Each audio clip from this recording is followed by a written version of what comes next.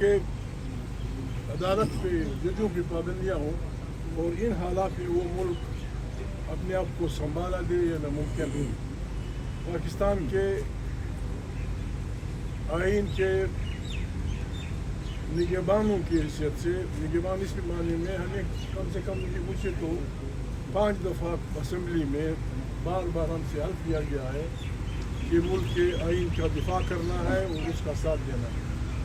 لیکن آپ دیکھ رہے ہیں یہاں ملک کے ساتھ کیا ہوا.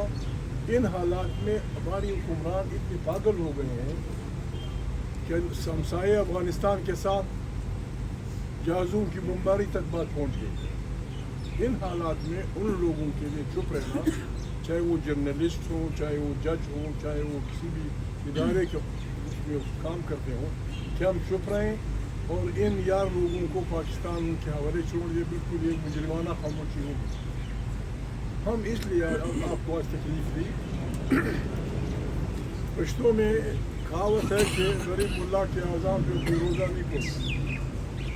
3 سال سے مسلسل ہم یہی کہہ رہے ہیں کہ خدا کے لیے پاکستان کا یہ ہمجہتی بحران جو معاشی بھی ہے، سیاسی بھی ہے، قانونی بھی ہے، آئینی بھی ہے، اس کا علاج سوائے اس کے اور کوئی نہیں ہے کہ تمام اداروں کی گول میز کانفرنس بلائی جائے، فوج پاکستان سمیت، ججوں سمیت، جرنلسٹوں سمیت، ٹرانسفوروں سمیت، تاکہ اس پہ ہم سب بیٹھ کے جرنلسٹوں سمیت تاکہ اس پہ ہم سب بیٹھ کے اس ملک کی اس حالت پہ بحث کریں.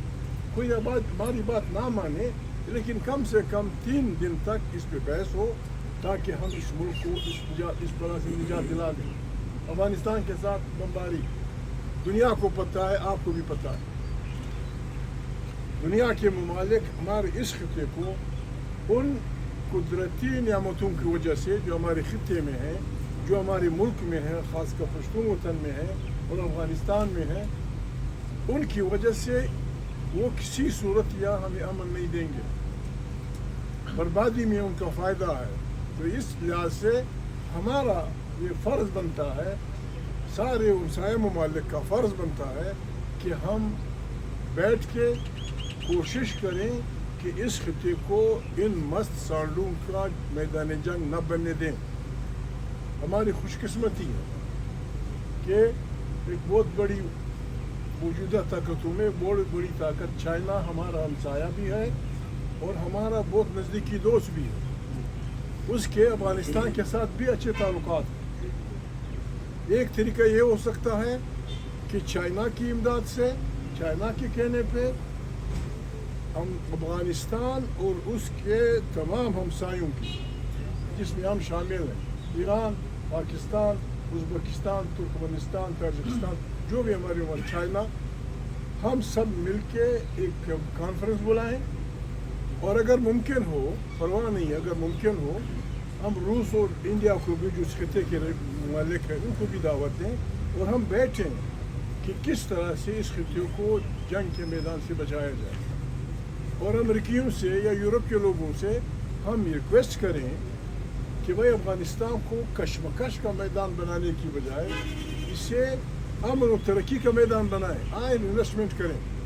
ہمارے اپنے ملک میں ہمارے اپنے فوجی بھائی، شہباز زندہ باد، میر حوالدار اسپیکر زندہ باد، وہ لگے ہوئے ہیں. ایک ادارہ بنایا ہوا ہے خطے میں جہاں جہاں پشتون علاقوں میں، پنجاب میں، سندھ میں زمین کے اندر معدنیات ہے، فوج آ جاتی ہے، پیراملٹری فورسز آ جاتی ہیں، علاقے کو نفع میں لے لیتی ہیں، کسی کو وہاں جانے نہیں دیتے. یہ بربادی کا راستہ ہے. ہم نہیں چاہتے. ہم بھی پاکستان ہیں. آپ پاکستان کو ترقی دینا چاہتے ہیں. بلوچ بھی پاکستان ہے، پنجاب بھی پاکستان ہے، سندھ بھی پاکستان ہے. اگر ہمارے ہاں اچھے معدنیات ہیں، ان لوگوں کو انوالو کریں جن کا وہ خطہ ہے، جہاں وہ بستے ہیں. ضلع ہزارے میں فار ایگزامپل، یا میاں میں، یا پنجاب کے کسی علاقے میں سونا نکلتا ہے تو خوشی کی بات ہے. وہاں کے علاقوں کو بلائیں. دنیا میں کوئی قانون ہوگا، انٹرنیشنلی کوئی قانون ہوگا کہ جس علاقے میں اللہ پر کوئی نعمت پیدا ہوتی ہے، مائنز اینڈ منرل ڈپارٹمنٹ کا کوئی قانون ہوگا کہ اس علاقے کے لوگوں کا کیا حصہ ہونا چاہیے. 10%، 20%، 15%، جو بھی ہے، ہر چیز پہ بس یہ کہ وہ کر دیتے ہیں. بالکل میں الزام لگاتا ہوں قصدن و رمدن یہ جعلی حکومت, یہ شہباز اینڈ کمپنی کی حکومت قصدن و رمدن اس ملک کو خامنجگی کی طرف دھکیل رہی ہے. یہ شریف آدمی کڑا ہے, گواہ اس بات. ایک گولی بھی نہیں چلی تھی. اس شریف آدمی نے عمران خان سے بھی کہا, تحریک انصاف سے بھی کہا, وزیر اعلیٰ صاحب سے بھی کہا, ان لوگوں سے بھی کہا, ہمیں بھی کہا کہ فلانا ڈپٹی کمشنر ہے, وہ لوگوں کو لڑا رہا ہے. اس جنگیں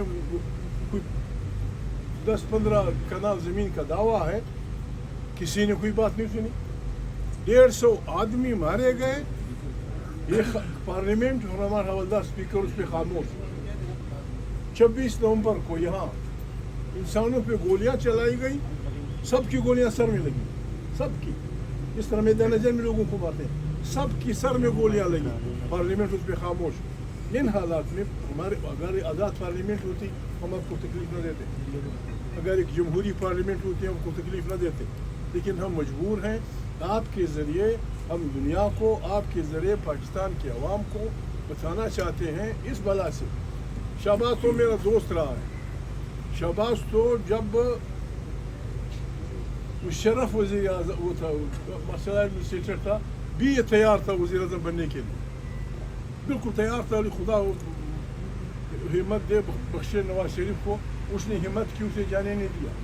اب نواز شریف پیچھے ہٹ گیا ہے, اس کو یہ پڑی ہے بس جنرلوں کے ساتھ مل کے. جنرلوں کے ساتھ ہمارے اختلاف نہیں ہے. پہلی بات یہ, اگر کوئی پاکستان کو چلانا چاہتا ہے, اگر کوئی پاکستان کو بتانا چاہتا ہے, ہمارے دوستوں کے درمیان مذاکرات شروع ہوئے پارلیمنٹ میں.